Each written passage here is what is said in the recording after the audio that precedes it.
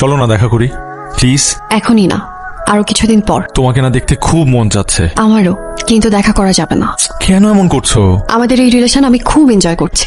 দেখা হয়ে গেলে আমাদের এই অদেখা রিলেশনের আনন্দ আর কখনোই ফিরে পাবো না। ঠিক আছে, তবে এভাবেই চলুক। কি হয়েছে তোর? এত চুপ কেন? ভাবতেছি ছেলেটাকে আর কষ্ট দিব, এবার দেখা করেই ফেল। করেই ফেল।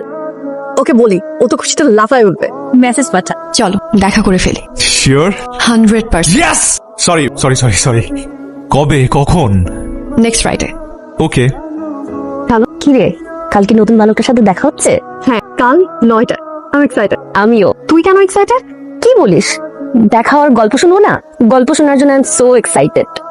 ওকে। মা, একটা গুড নিউজ আছে। আমার সুকন্যার সাথে দেখা হচ্ছে ফাইনালি। শুনে আমার খুব খুশি লাগছে। সুকন্যাকে বলো আমরা ওকে দেখতে চাই। ওকে ফ্রেন্ড, বলবো। বাই তাহলে।